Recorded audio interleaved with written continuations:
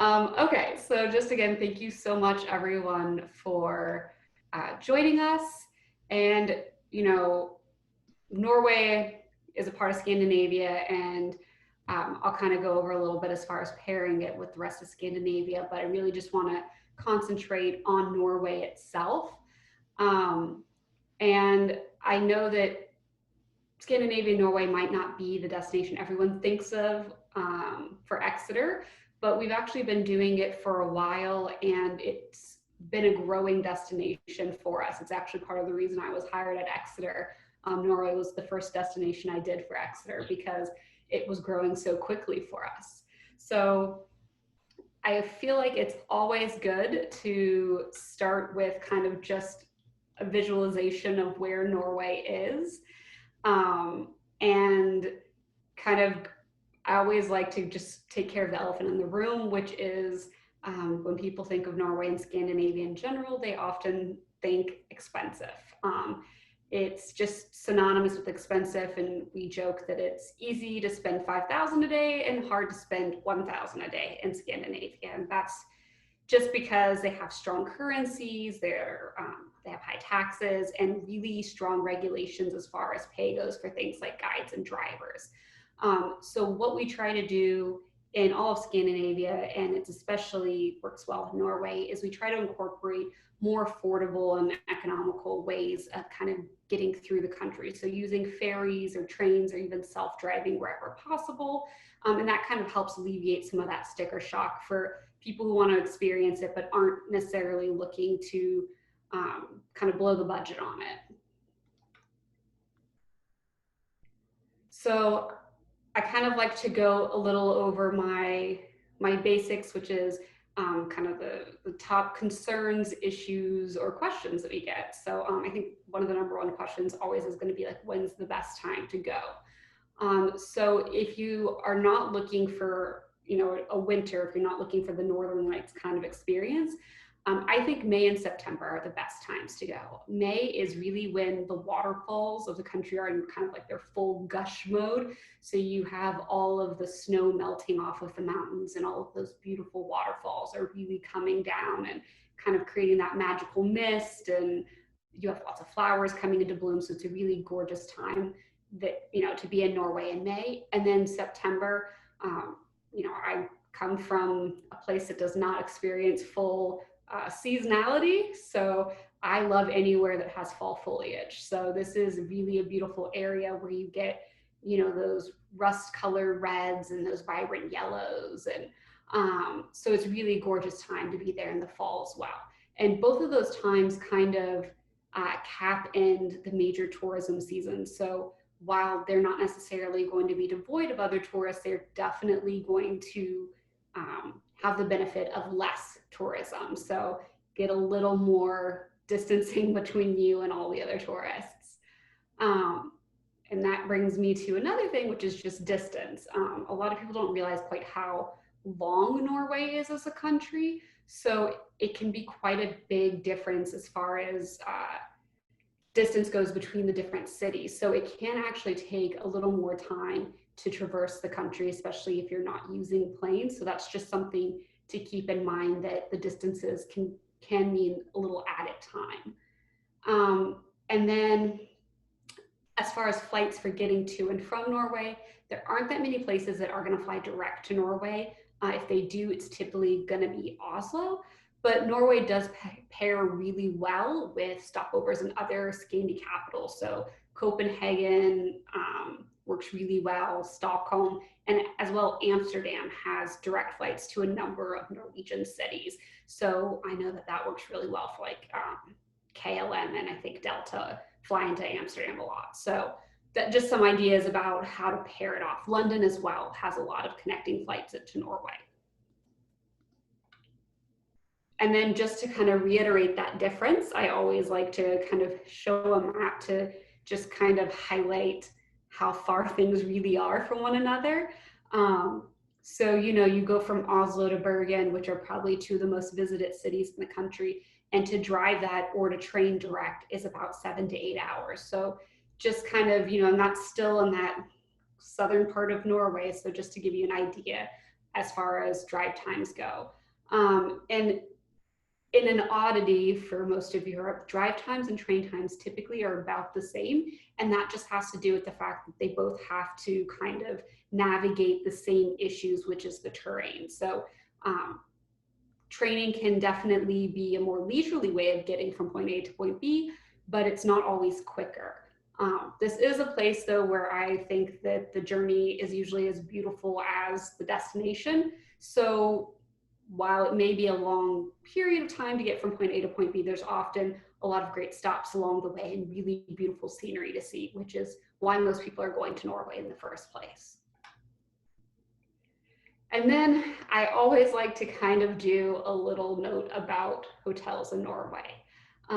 This is one of the most egalitarian countries and societies I've ever been to. So it's not unheard of, for example, for a luxury property to not have porters. That's just kind of the mindset of the society. So they just don't have the same view on luxury that, you know, a lot of our American clients are going to have. It doesn't mean that the hotels aren't great. It doesn't mean that people are not friendly. It just means that the idea of luxury and the expectation setting for clients needs to be there. And then also to keep in mind is when you leave kind of the major tourism cities. So when you get outside of Oslo and Bergen, you're typically going to find that the best hotels are going to be international brands like Radisson, Clarion, and Scandic. Again, that's not to say that they're not quality, clean, comfortable hotels. It's just that they're going to be, you know, 3-star plus or 4-star hotels and not like a 5-star upscale luxury hotel. And that is actually getting a little better. So like Trondheim just got its first true 5-star property. So it's getting better, but it's not there for all of the cities. And then I'm going to kind of start now to move into specific areas. And I think that it's best to start with Lapland, which is the most far-flung. And that's just because, you know, the rest of it really goes together. But this is when people do Lapland, they're going to do Lapland. So Northern Norway, or Norwegian Lapland, encompasses the very tip of the country north of the Arctic Circle. A lot of times, again, people are coming here, they're looking to see the Northern Lights, to stay at like an igloo or do some dog sledding. So we get a lot of questions as far as where is the best place to experience the Northern Lights. And Iceland's one of the ones that gets brought up a lot. So Iceland can be cloudy, and so there's actually a higher chance of seeing the Northern Lights in Norway. The season for Northern Lights is going to be October to March. December to March is going to be the best for activities because that's when you're getting the most snow, the snow is packed the most, but that also means that there's a higher chance of snowy nights. So it's kind of a trade-off. You're going to have better snow for activities, but that snow also means you might get snowed out for seeing the Northern Lights. One of the things I do like to mention overall is that most people here are going to visit 2 to 3 properties in the area, spending 3 to 4 nights in each one. Most of the properties we work with here are going to be fairly inclusive, meaning that they have the opportunity to choose from a menu of activities, and the activities will be hosted either by or at the property itself. And those activities will range from Northern Light excursions, dog sledding, snowshoeing, cross-country skiing. So there's all types of activities there. And I always like to say it is possible to visit this part of the world during the summer. You know, some people are interested in seeing the midnight sun where the sun never sets. And it's definitely a beautiful time to go see it. It's not as popular, so you're definitely seeing it with fewer tourists. And there's still really great activities. So like lots of whale watching, animals, hiking, fishing, those kinds of experiences can still be had here. So another thing is that you can also combine, so let's see, you can easily combine a visit to Norwegian Lapland with Finnish or Sweden Lapland. It's actually, so Kirkness here over in the corner of Norway actually works really well with Leivalo in Finland. So you can combine them so that you have, you know, one stay in Norwegian Norway or Norwegian Lapland, and then you can go to Finnish or Swedish Lapland. So like Tromsø and Kiruna in Sweden also work well together. So that's just kind of, you know, also sometimes it works out better as far as the flights go as well to combine them. So as I said, it's typically people are going to be staying like 3 to 4 nights in 1 to 2 properties. And statistically speaking, during the Northern Lights season, 1 out of 3 nights will have a Northern Lights show. So that's why we always recommend at least 3 to 4 nights so that you're kind of maximizing, statistically speaking, your chances of seeing the Northern Lights. So another thing that I always like to say is that depending on how busy they are at the time of year, not all the activities are offered every day. Some activities typically are, like dog sledding is very popular, so that's typically offered every day, but some might only be offered, you know, 1 or 2 days of the week. So if there's a specific activity that your clients are ever really interested in, just let us know and we can check the schedules to say, well, then, you know, we definitely want to make sure they're there on a Tuesday or Thursday. And I know it should go without saying, but I always say it anyways. While we can definitely pick the best time of the year and make our suggestion to stay at least 4 nights to, you know, maximize your chances, it is a natural phenomenon. So there's nowhere, place, or time that we can guarantee that you'll see the Northern Lights. I've been lucky enough that I've seen them at least once or twice each time I've gone, but I know people who've gone 3 times to Lapland and never seen the Northern Lights. As far as hotels here go, they're kind of often a part of the experience. There's a few hotels in the Norway part of Lapland that we really love. So one is kind of this boutique one that's the Lingen experience, and you can see it down on the bottom right-hand side of the screen. And I love it because for people who don't want to necessarily go crazy out into the middle of nowhere, it's actually a short drive from Tromsø. So it's not far from the Tromsø airport, and it has, you know, you can still do all of the Arctic activities here, assuming that the snowpack is good. You know, everything from ice fishing to dog sledding, reindeer sleigh rides, Northern Lights viewing. So it's actually one of my favorite. It's really beautiful, and I think it's very serene. There are some other really interesting boutique hotels. So there's the Kirkness Snow Hotel, which has kind of igloo-ish looking wooden cabins, as well as these like snowpack rooms that you can stay in. So like ice cold rooms is what they're called. So those are up on the top of the screen, so you can see those. And there you would fly into Kirkness, which is kind of where I showed you on the map, very far to the north. And you can also, if you wanted to, again, combine, you could fly to Tromsø, stay in Tromsø for a bit, and then you could drive to the ice hotel in Sweden, which is about 3 hours away by car. So just again, to show you the map so you can kind of envision what I'm saying. So this is Kirkness. So you could stay here and then again come down to Ivalo, which is the area that Koksvatnen is in. And you could also opt to stay in Tromsø, which is where that Lingen experience lodges. And then you could drive down here near Kiruna to where that ice hotel in Sweden is. So as far as Tromsø goes, if people want to stay in they kind of want to experience the Northern Lights in Lapland, but they want to stay in a city, this is going to be the best choice. It's going to require the least amount of time. It's going to be the easiest to get to. And of course, you're still going to have, you know, normal amenities. Whereas if you stay at a remote property, you're going to be eating all of your meals at that property. Tromsø means you can kind of choose from the different restaurants each night and, you know, go out, have like the amenities of the city there. And you can do Northern Lights chases from the city. You can make a day trip to the Husky Park for dog sledding. In the city, you'll see most of the major sites in one day. They do have this beautiful Arctic Cathedral, which you can see down on the bottom right-hand side. And it, if you look at the bottom left-hand side, that's a picture actually taken. There's a lift that goes up to the top of the hill overlooking the city, and it's a really great point for seeing the Northern Lights. So this is a picture that we took. So you know, right from there, you can see the Northern Lights.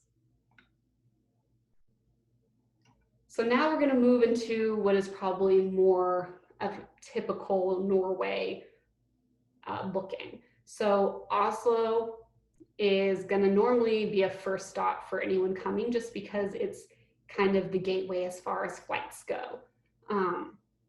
Flight connections here throughout Europe. You can also get direct flights to Oslo. So like SAS and Norwegian fly direct flights from the US under normal circumstances into Oslo. One of the things that I like about Oslo is they have something called an Oslo Card. It gives you, 24, 48, 72-hour access to all of the museums and public transit. And so it's really great as well for clients who maybe want to do, half a day of touring and then have some time on their own to explore further. So it kind of, gives you the option of seeing whatever museums you want to see, and also actually has really amazing museums to be seen. As far as touring here goes, I always suggest people kind of take a peek at the City Hall. It's home to the largest oil painting in Europe, as well as the Norwegian Parliament building and the Royal Palace. My favorite park is Vigeland. It's a sculpture park. It's this one up here on the top left-hand side. And it's just this really, especially if you're going kind of when it's nice to be outside, it's a lovely place just to walk around, outdoor sculpture park. So if you have little ones, gives them, you're getting the museum as an adult, and the kids have space to kind of roam and run a bit, which I always think is wonderful. But the must-see here is going to be the Viking Ship Museum. It's home to 3 of the largest Viking ships ever found to date, and so they're preserved inside of this one museum, and it's really, really quite fascinating if you have any interest in like Viking history. So of course, when it comes to this, you can always cater the specific museums. There's a variety of museums, so the more we know about what people are looking to do, the easier it is to kind of cater the touring to their needs. A day or day and a half to see the sites is kind of what we recommend here. So 2 nights so that they get time to kind of rest after their flight. As far as hotels go here, the Continental is going to be our top choice in Oslo. And a boutique option, boutique feel option that we like is the Thief. It's located kind of on the harbor, and it has like some beautiful views over the water. The American Legion opened last year, and unfortunately, because of COVID, we had to cancel our trip to see it in person, but it does look like a promising addition to the hotel scene there.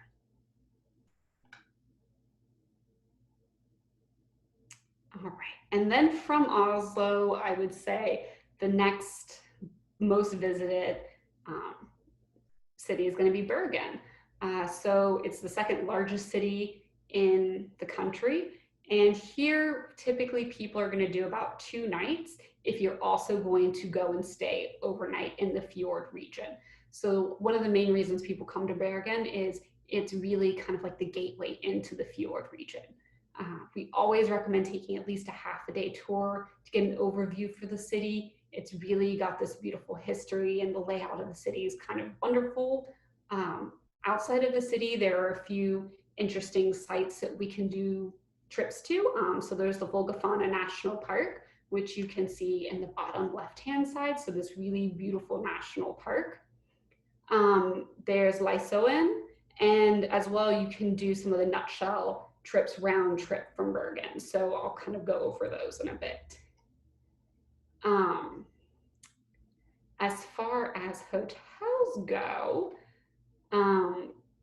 Bergen's got a few that we really love, which is great because even 5 years ago, the hotel scene was not that great in this part.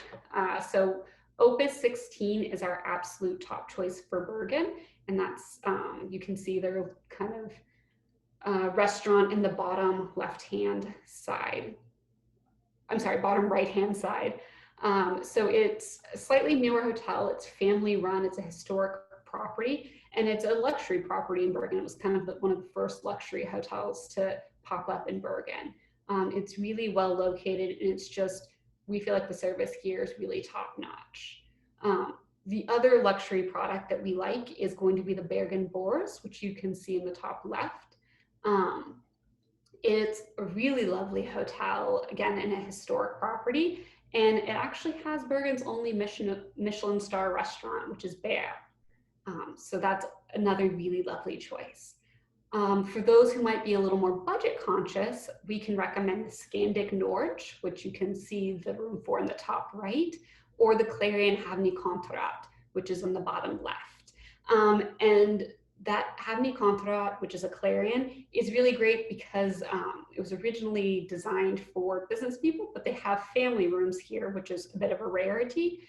And they also offer a complimentary light evening dinner as well as an afternoon snack as a part of the stay there. So that just means, if you have a family, it's a little bit easy, you go back for complimentary afternoon snack, normally things like pancakes or waffles or cookies and a hot beverage. And then the light supper makes it a little easier if you maybe have kids who might be picky eaters and maybe you just don't want to go out to another restaurant this evening. So that's a great value added for that. If you're not interested in staying, if they're not going to be staying the whole time in Bergen, the other hotels that we really love that kind of go out into the fjords is going to be the Kirkness Hotel, which is this really lovely historic property set right on the edge of the Sonny Fjord. Or if that's booked, the Solstrand Hotel is also another really great choice. If you have people who don't want to venture far from Bergen, but still want that kind of experience of staying in the fjord, on the Osfjord, there's a lovely property there that we also work with. So there's lots of different options there.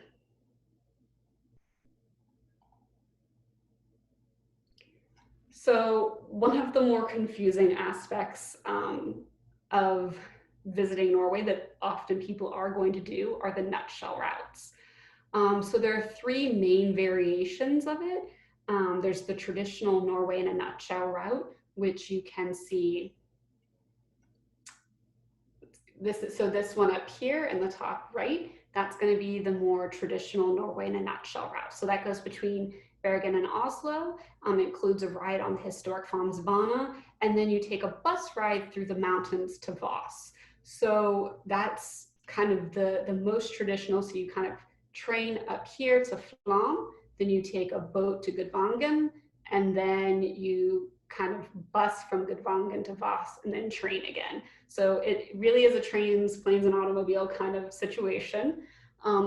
If you have someone who doesn't want to take the bus, which does happen, people who, because the reason you're taking a bus is you're going through really mountainous passes.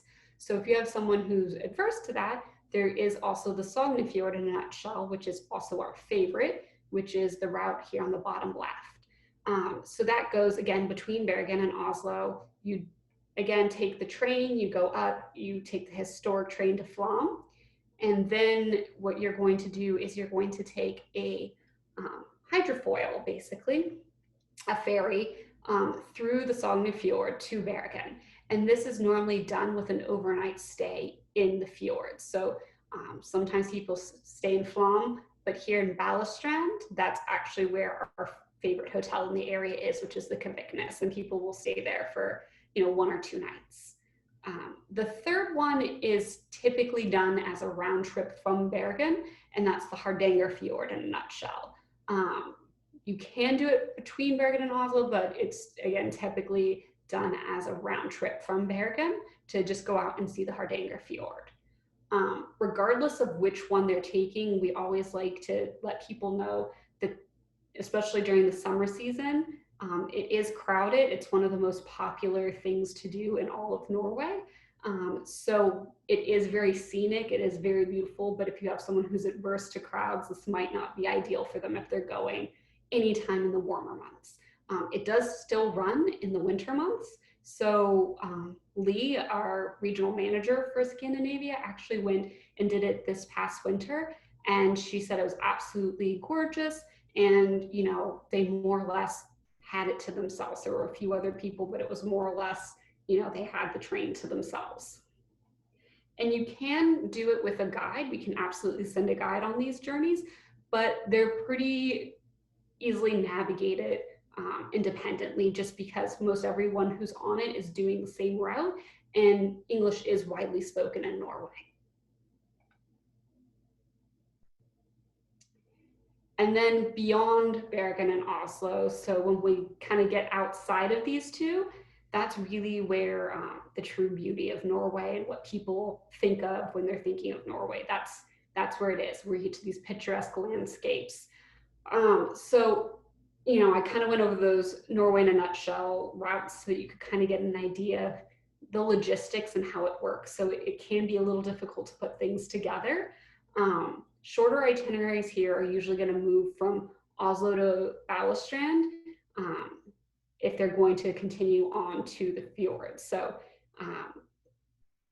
we are able also, I'd like to, sorry, I should have said this on the nutshell slide, but for those nutshells, we can also send the luggage on ahead. So between Oslo and Bergen, we can transfer the luggage separately so that clients don't have to, you know, kind of trudge with their luggage when they're changing over between the different conveyances.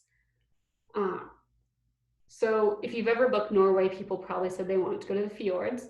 And when they're picturing those, all of Norway has fjords. It's all of the coast of Norway has it. But when people are talking about it, they're typically talking about these fjords of southern Norway. So that's why the Norway in a nutshell is great for anyone who has a time crunch, who doesn't want to self-drive but still wants to see the fjords. But the best way and easiest way to get outside and really get into these landscapes is by doing a self-drive.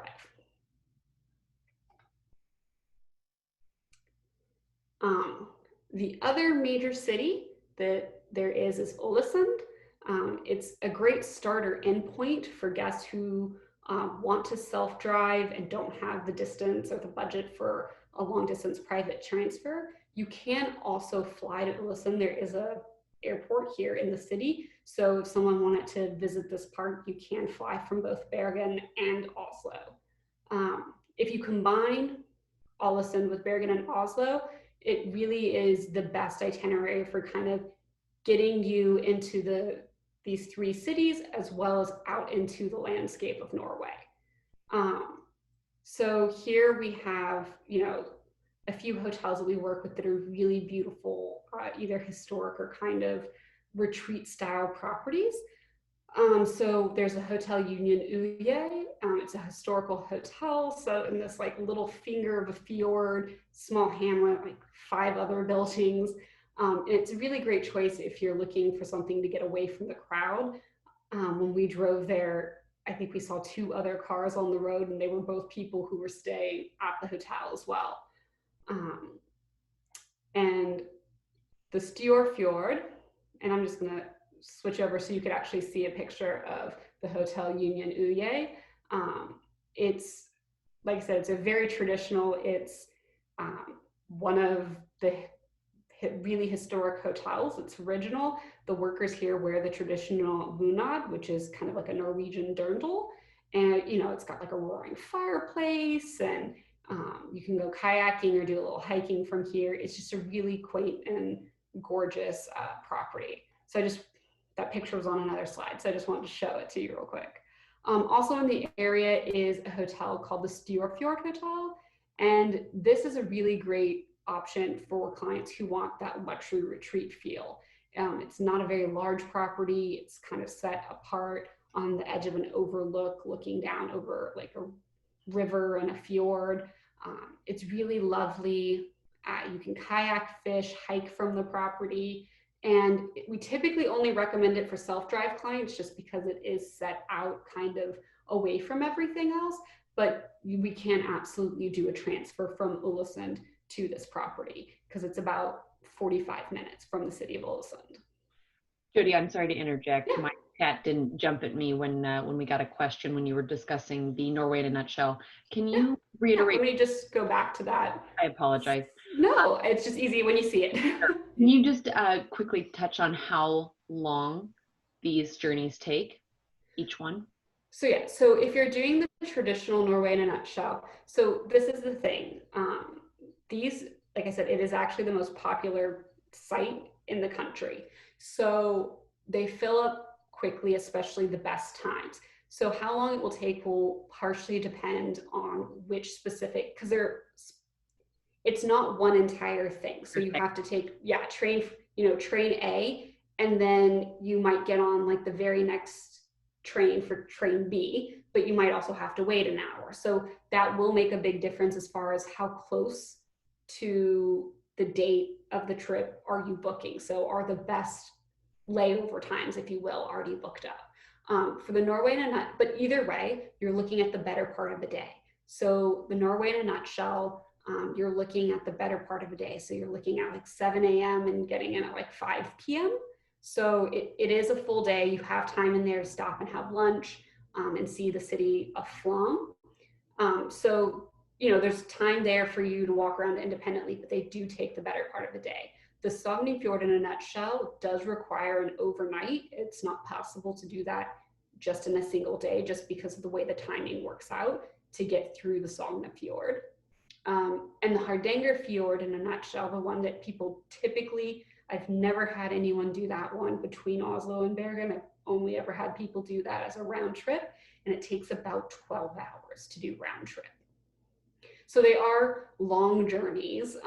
It's one of those, when you talk about the journey is as good as the destination, that's kind of, this is what it is. So you're going through these really scenic areas, you're seeing part of the history, you're really kind of enjoying it, but they are long days.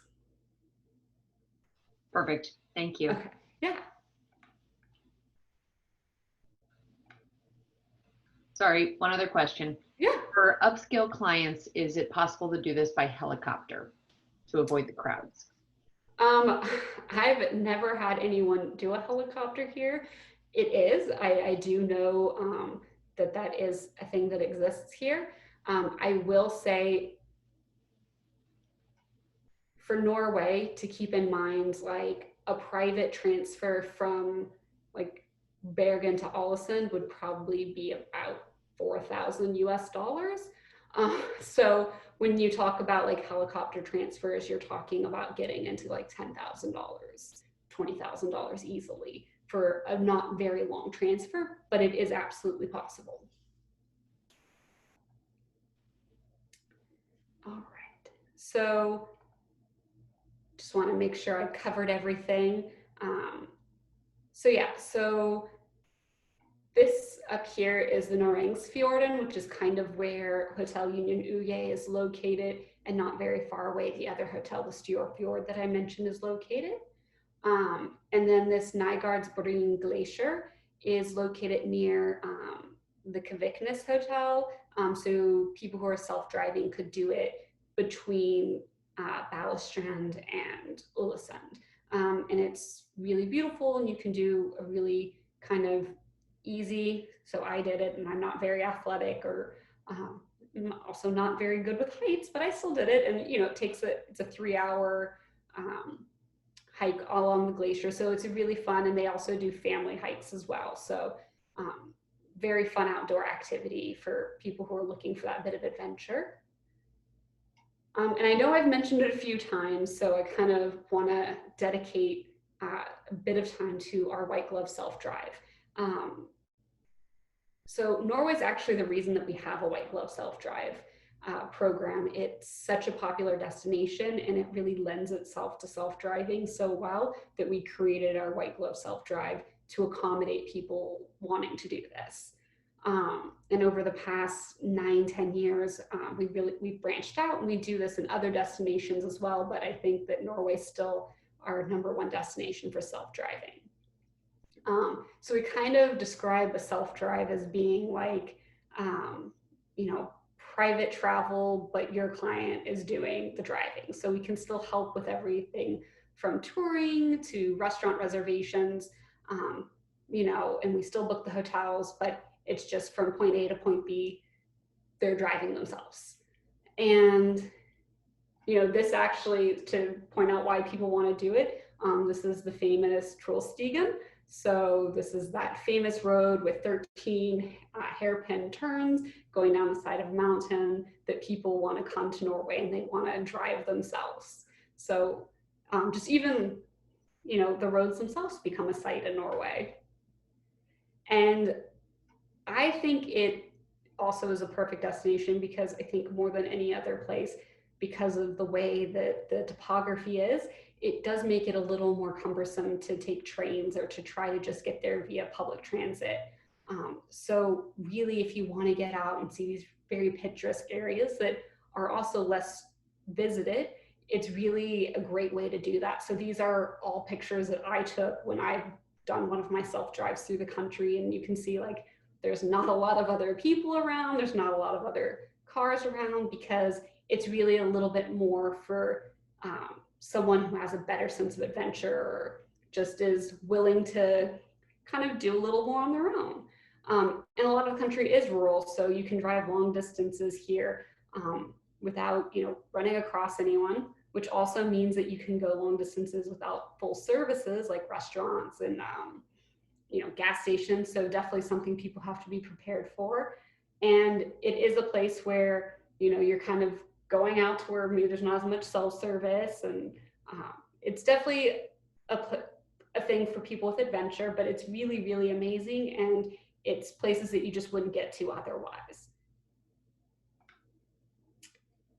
And then another way that people also often are visiting Norway is shore excursions, whether it's a part of kind of a generic Baltic Sea cruise, or a lot of people have been doing Norway only cruises. I don't know how popular this will be in the coming year, but I do like to mention it.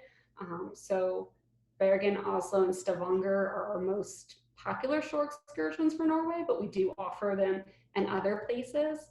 Something to keep in mind, it's not normally a problem in Oslo or Bergen, but even in Stavanger it can be. If larger cruise ships are pulling into port, there are limited guides in the smaller, less touristic towns.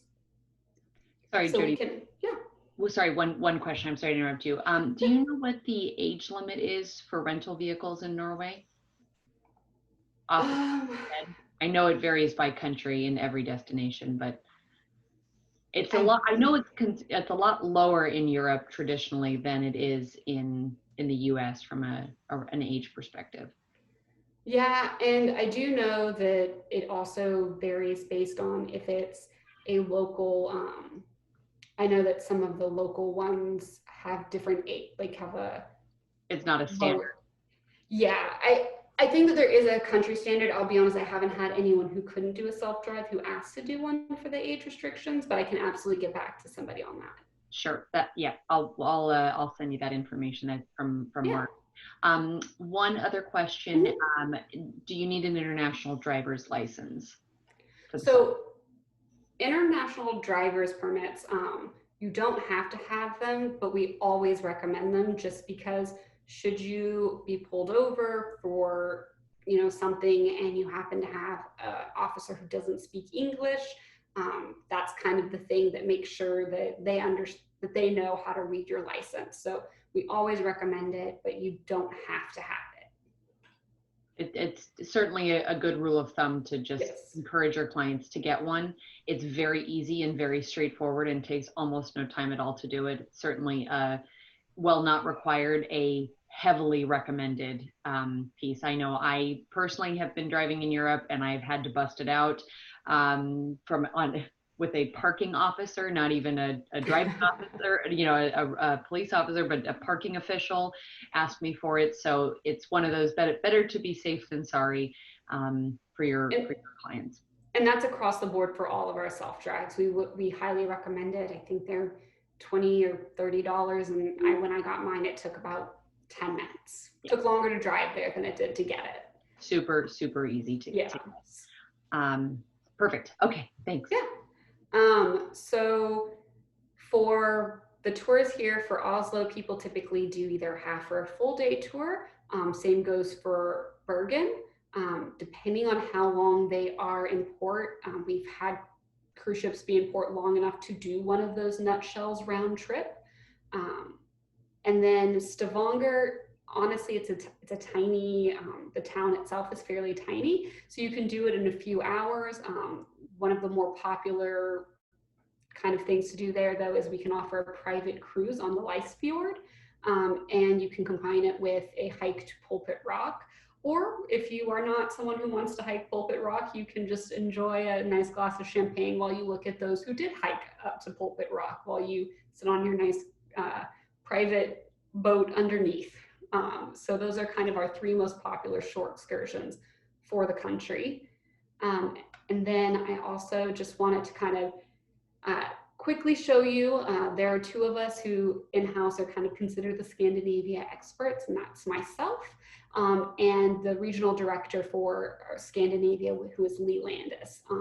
She kind of took it upon herself to immerse herself in Scandinavia, and she's really a phenomenal resource with unparalleled knowledge, and I'm really lucky that I've got to kind of be under her in my tutelage. So, and I always like to just share a little bit about her since she's not on the call, and just say her favorite Nordic experience has been watching the Northern Lights and also driving her own dog sled. So she really enjoys the kind of Lapland experiences.